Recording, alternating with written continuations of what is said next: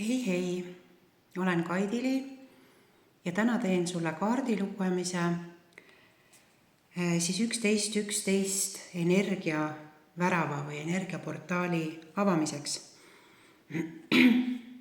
Ja mida ma siis tahan öelda on see, et 11.11 on siis justkui sümboolselt uue alguse ja kõrgema ning kergema juhatuse energiavärav.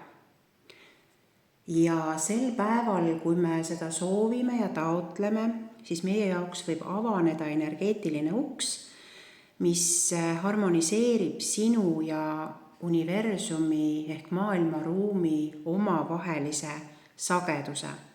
Kuid sinust endast siiski sõltub, kas see ühtlustunud, harmooniline, tasakaalukas sagedus jääb püsima või langed sa oma vanasse mustrisse tagasi. See on aeg astuda teadlikke samme oma tõelise tervikolemuse ning isikliku elutee suunas. Sinu mõtted loovad reaalsust, sinu olemus, intuitsioon, siis võiks öelda olemus või intuitsioon tõmbavad tegelikult siit ilmaruumist neid vastuseid ja mõistmist, aga sõltub sellest, kas sa oled selle jaoks avatud. 11.11 tuletab sulle meelde, et püsi õigel teel ja kui sulle tundub, et sa oled kursilt kõrvale kaldunud, siis pöördu õigele teele tagasi. Ole avatud ja pea meeles, et need uksed, mis on sinu jaoks mõeldud, kõik need väravad, mis on sinu jaoks mõeldud, kõik need sillad, mis on mõeldud selleks, et sina neist üle astuksid, avanevad sulle kogu aeg, need on kogu aeg sinu jaoks olemas. Ja järgi oma kirge, mis on see, mis paneb sinu hinge helisema.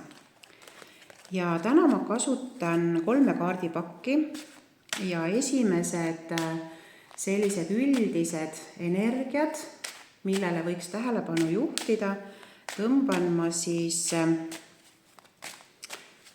šamaani tervendus kaardipakist.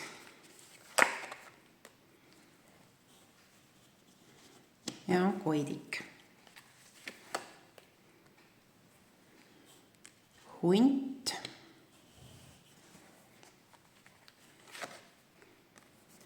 Metsiga. Ma natukene sätin neid paremini, et mahuksid kõik kaadrisse ära. Seened ja meri. Et selline rida. Nii, et 11.11 energeetiline portaal. Et mida me siis võiksime siit näha või endaga kaasa võtta, et mille jaoks me võiksime siis ennast avatuna hoida. Et nii nagu ma ütlesin, et 11.11 ütleb sulle, et on uute alguste aeg, et kõik väravad ja uksed tegelikult on sulle avatud. Need uksed, mis on mõeldud sulle siseneda. Ja koidik tuletabki sulle meelde seda, et on uute alguste aeg. Et see on värske, uus algus. Et mõtle, mida sul on vaja uuesti alustada. Et mis on see restart? Kas see on mingi enda eest hoolitsemine? Kas see on mingisuguste suhete taaskäivitamine, uute suhetega alustamine? Kas see on töö juures millegi muutmine? Et mis on see sinu uus koidik või uus algus? Et mõtle selle peale ja leia see enda jaoks üles. Ja siin on oluline, see koidik tuletab sulle meelde, et oluline on seada enda siht nagu ära määrata, et millisel kursil sa liigud, et mis on nagu tegelikult oluline. Ja siis sa saad vaadata seda, et kas need tegevused, mida sa teed, viivad sind nagu soovitud suunas. Hunt tuletab meile meelde esivanemate tarkust. Hunt on väravavaht 2 maailma vahel, siis siinpoolsuse ja sealpoolsuse vahel. Ja kuna praegu see 11.11 aeg jääb ka siia hingede aega, eks ole, et siis see ongi võib-olla oma sellise vaimse infopärandi korrastamise aeg, oma sellise vaimse ressursi kokkukogumise aeg, ehk siis mõelda, et mida sa oled oma emalt või isalt saanud või vanavanematelt saanud. Ma ei mõtle siis asjadena, vaid just nimelt sellise väärtusena või oskusena või võimekusena. Et mis on see sügavam tarkus, mis sinuga on nagu kaasa tulnud. Siis metssiga tuletab sulle meelde seda, et see esivanemate tarkus, mille sa nagu enda seest üles korjad.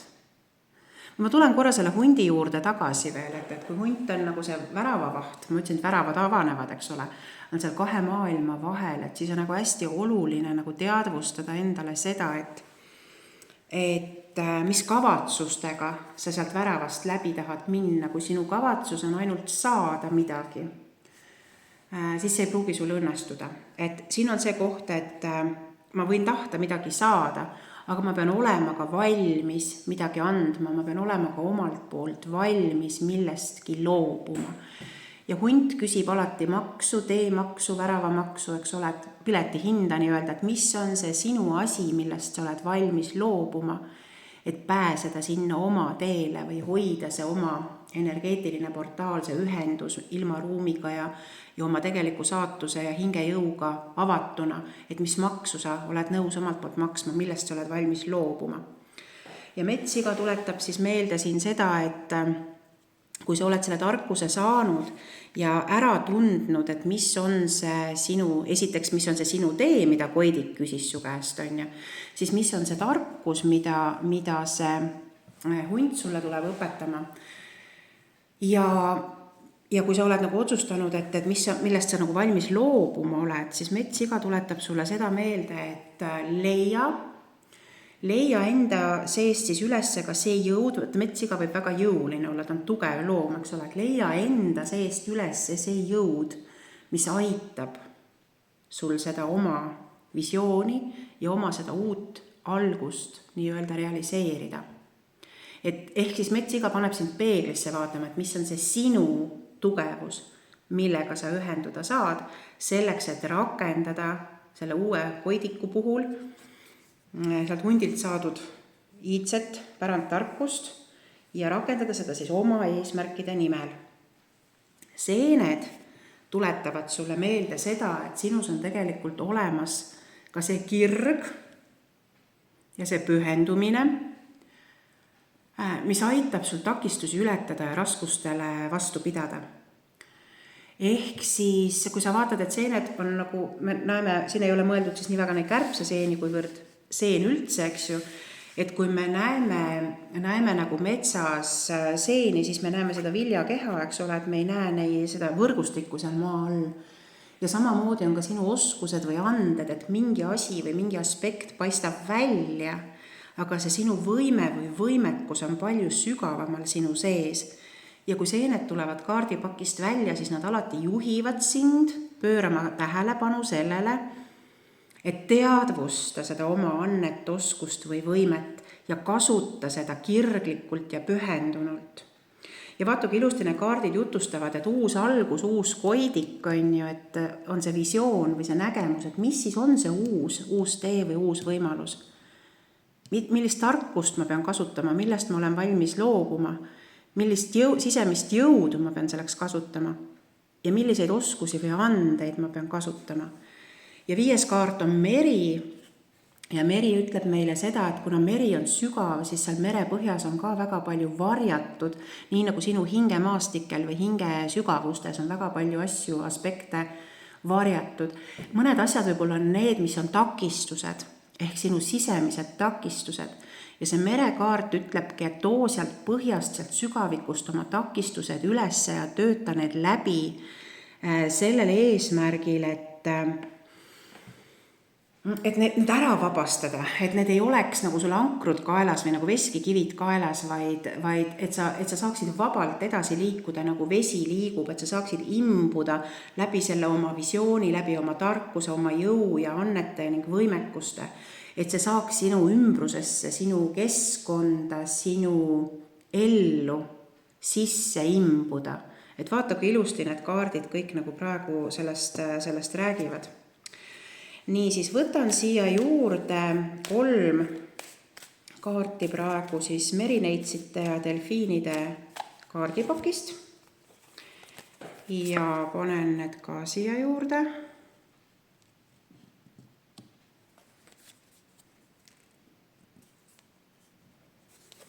Nii. Ja esimene kaart ütleb sulle, et aeg on edasi liikuda.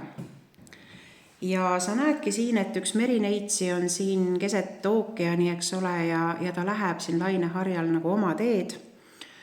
Ja see merineitsi kutsub sind nagu vaatama sellesse, et millest on aeg lahti lasta. Pane tähele, see kaart tuli ka siia hundi peale põhimõtteliselt. Hunt ütles ka, et millist maksu sa oled valmis maksma, et ka need kaardid sobivad omavahel väga hästi kokku.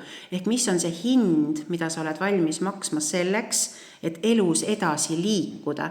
Et kui ma lihtsalt ootan passiivselt, siis ei muutu midagi, on ju. Et mis ma olen valmis teisiti tegema, millist lõivu ma olen valmis tooma selleks, et edasi liikuda. Teine kaart ütleb, et emaliini energiaid on tarvis tervendada ja siin pildi peal on siis ka näha ema väikeste lastega. Ja see kaardi sõnum iseenesest on see, et kui su tunded, sinu tunded ja sinu energia, sinu enda ema suhtes, oma vanaema suhtes või siis ka selline hellus oma laste suhtes, et kuidas kellelgi, see on üldlugemine, on ju, kergemaks muutub ja paraneb, siis sinu sihid, soovid ja vajadused lihtsalt täituvad kiiremini. Et mõnikord inimesed ütlevad, et võt, ma ei saa andestada või jah, mõttes ma olen kõik andestanud, aga no vaata hinges ikka ei saa. Kui sa hinges ei saa, siis sa tegelikult ei ole nagu estugi andestanud. Sa lihtsalt mõtled, et sa oled andestanud, on ju. Et siis tegelikult on vaja energia tasandil, tunde tasandil sellega nagu tööd teha. Ja mitte sellepärast, et sinu emal või vanaemal seda vaja on, vaid sellepärast, et sinu lastel oleks kergem ja sellepärast, et sinul endal oleks kergem. Ja see tuli nüüd metsja kaardi alla vaata ja millest metsiga ütles, et millist jõudu sa pead kasutama, on ju. Et jõud on energia, millist energiat sa kasutad ja millist energiat sa ei ole kasutanud. Ja see kaart siis ütlebki, et emaliini energiat oled vähe kasutanud, et seda võiks kasutada teadlikumalt või rohkem. Nii ja 3. kaart merineitsite ja delfiinide kaardipakist ütleb meile, et oota, ära rutta uisapäisad, kuigi siin mitu kaarti ütlesid, et uus algus, aeg on edasi liikuda, mis on õige. Aga see kaart ütleb sulle, et ära rapsi umbes, ära jookse uisapäisa, vaid pühendu ja keskendu teadlikult parima nimel, võimalikult parima nimel. Ja võtan siia siis Jura oraakli kaardipakist ka veel 3 kaarti. Et kui need olid siis soovituskaardid, need väikese merineitsi omad, et siis siit võtan siis nõuandekaardid. Nii, panen siis niimoodi. Ei tea, kui hästi siin näha jääb, aga eks ma siis aitan üle vaadata. Esimene kaart on mõõdulint, number 25. Ja mõõdulint ütleb sulle, et 9 korda mõõda ja 1 kord lõika. Ja ära kiirusta otsuste tegemisega, samuti ära kiirusta sündmusi tagant. Sisuliselt see läheb kokku kogu eelmise ja üle-eelmise reaga, sellepärast, et uued algused on vajalikud, asju tuleb muuta, tuleb edasi liikuda, aga nii nagu see viimane merineitsi kaart ütleb ka mõõdulint, et otsusta teadlikult, mõõda nagu täpselt, sihi nagu teadlikult, eks ole. Ja kui sa ära otsustad, siis tegutse kindlalt. Et sisuliselt on see sõnum ikkagi see, et ära rapsi umbes. Ja siin on ka nurga peal number 25, mis tuletab sulle siis meelde seda, et jälgi numbrit 25, et kas see on siis kuupäev number 25, või see on mingi muu number, kuskil jääb sulle silma maja nurga peal mõnel tänaval või mingi lehekülje number või mida iganes. See võib olla ka 2 + 5 ehk 7, et jälgi ka number 7. See võib olla ka, ma ei tea, 7 kuu pärast näiteks või 7 nädala pärast, 25 nädala pärast, on ju. Teine kaart on salasoov. Su salasoov täitub, süüta küünal ja mediteeri ja ära kellegagi jaga. Ja siin on nagu hästi oluline teha seda vahet, et milliseid soove nii-öelda jagada ja milliseid mitte. Ehk siis, kui mu soovid on mu eesmärkidega seotud, mu sihtidega seotud, siis selguse ja läbipaistvuse võtmes oleks neid vaja asjaosalistega jagada. Sest see võimendab su energiat ja see suurendab sinu vastutust. Kui see on mingi asi, mis sõltub ainult sinust ja on ainult sinu isiklik asi, siis ära seda praegu jaga, aga otsusta ära ja hakkab reaalses elus samme astuma. Ja siin on number 44, mis siis tähendab ka mingisugust numbrit, mida sa võid kuskil näha, kas siis lehekülg või majanumber või ükskõik mis number, aga see võib olla ka 4+4 ehk 8, samamoodi 8 kuu pärast, võib su salasoov täituda 8 nädala pärast, 8 päeva pärast ja nii edasi, eks ole, või 44 päeva pärast. Ja 3. kaart on tolmukas. Asja tuuma peab tabama, sa ei näe sisu, sa oled liiga pimestatud enda loodud kuvandist. Et mõnikord me näeme ainult seda fassaadi, me näeme seda, mida me tahame näha. Või me näeme seda, mis kuvand on ja me usume ka seda, et teised näevad ka seda kuvandit, mida meie oleme loonud. Aga tegelikult on võimalik näha ka asjade sisse või asjadest läbi, eks ole. Ja selleks, et asja tuuma näha, on nüüd see koht, et mis oli see hundikaart, eks ole, et see on sügav sisemine maailm, mis aitab ühendada selle intuitiivse, vaimse aspektiga, eks ole.